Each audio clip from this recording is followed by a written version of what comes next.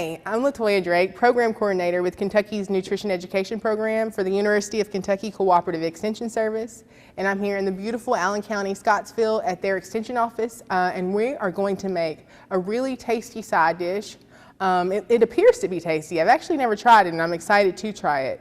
It's glazed butternut squash with carrots and turnips. So it's going to be a root vegetable dish, really perfect for this time of year, because we know root vegetables are in season, they're cold weather vegetables.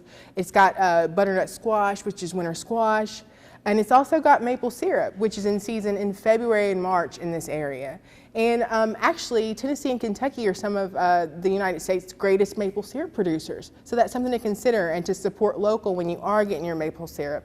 I wasn't able to do this time. I had to use what we had at the local stores, but you can definitely find local maple syrup in this area. And you can get it at your local farmer's market. You can reach out to your extension office to see if you can connect with a farmer in this area and get some local. This was the cheapest kind at our local big box store, and I think this is similar because maple syrup is a bit expensive, but you're going to use it sparingly, like you should use all added sweetening products, right? You shouldn't be using a lot of it anyway. So it's going to be a lot of bang for your buck on, you can use it on pancakes, of course, on waffles, on biscuits. I like to drizzle a very little bit on some strawberries sometimes and some angel food cake, just to give it a little sweet rather than adding sugar to it. Just a little drizzle, because a little goes a long way.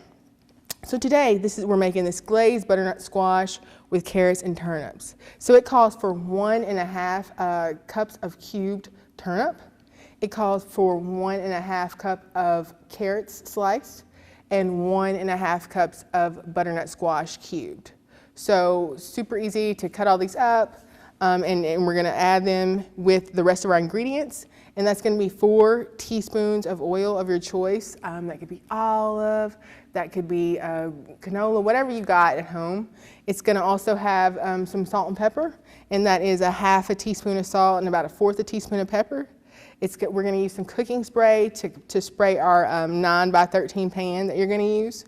And it's going to have maple syrup. And you're going to add that about 10 minutes after it bakes.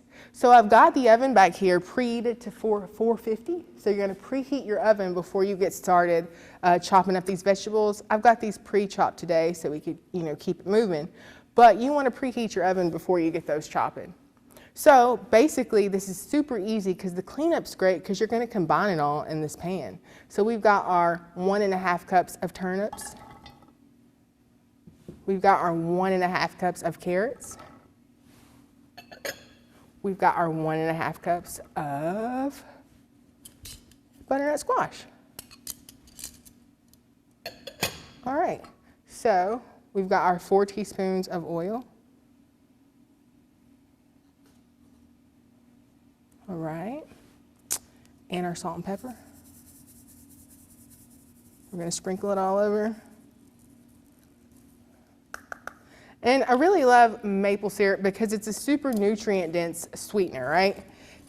Instead of regular table sugar or brown sugar, our maple syrup is going to have a bunch of vitamins and minerals in it, right? And we'll talk about those as this cooks in just a second. Let's mix this up pretty well and get everything coated with some olive oil. And then we'll get it all spread out so that it'll roast evenly. And the key with roasting vegetables, you want to roast those on high heat. And you want everything to be cut to about the same size, because that's going to make sure that everything roasts at the same speed. And some things won't be burnt, right? See that? So we've got this. We're going to stick this in the oven. We can talk a bit about maple syrup.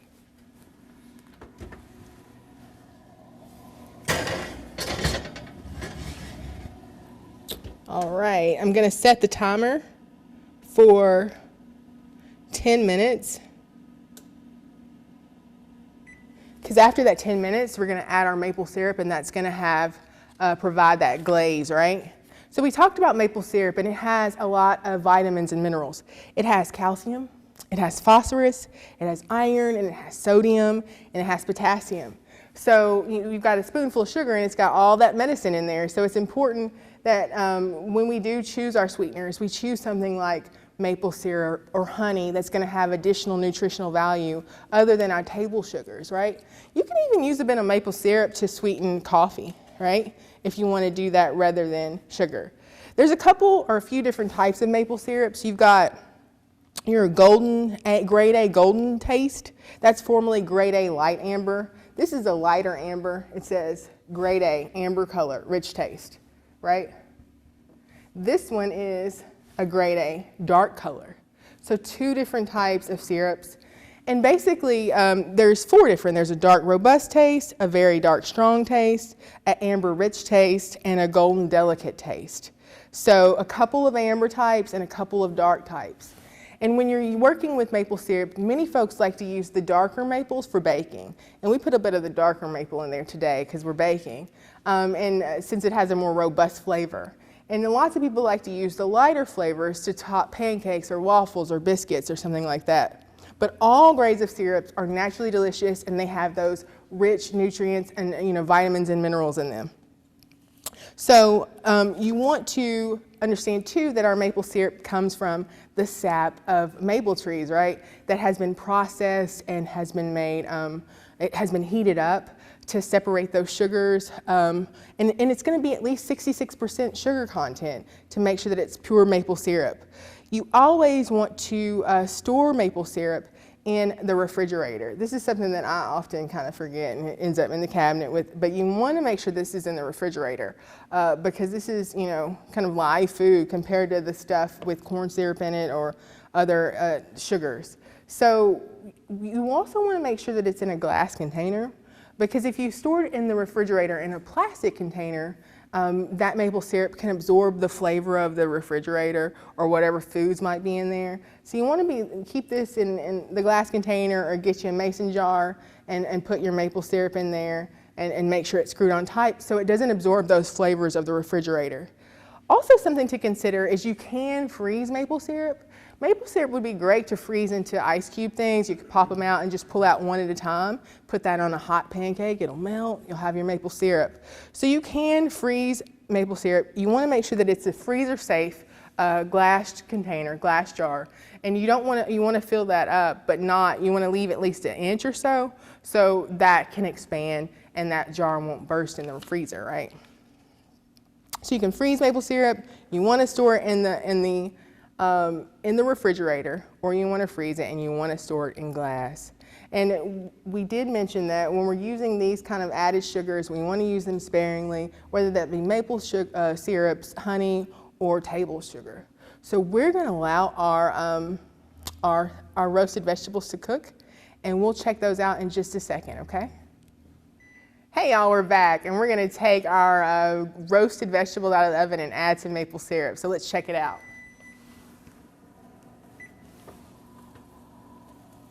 Make sure this stays on. Always have to learn these ovens. All right. So, we've got our vegetables. Shut this up. And we're going to add our maple syrup. We've got our dark maple syrup. Just stir these up some and spread that oil around again. They're smelling pretty good. Turnips are something that I don't really love the most, so this is going to be a great way for me and others who might not like them to try them in a different way, right? So we've got our dark maple syrup.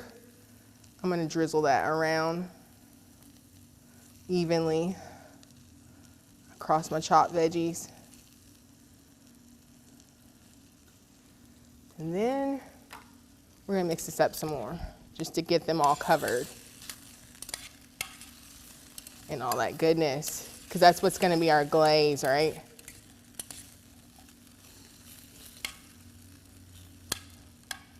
All right, y'all, so let's put my mitts back on and open this oven.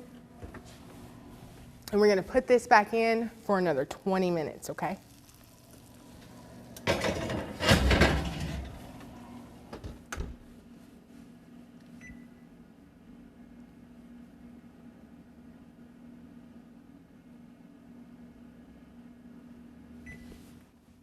All right, y'all, give us about 20 minutes and we'll be back to see the finished product.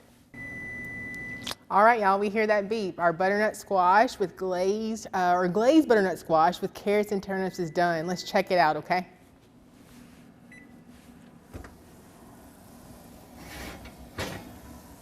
Yum.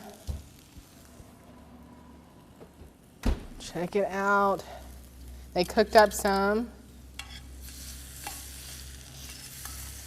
Get that glaze on them. So you just want to cook these until everything is soft, right?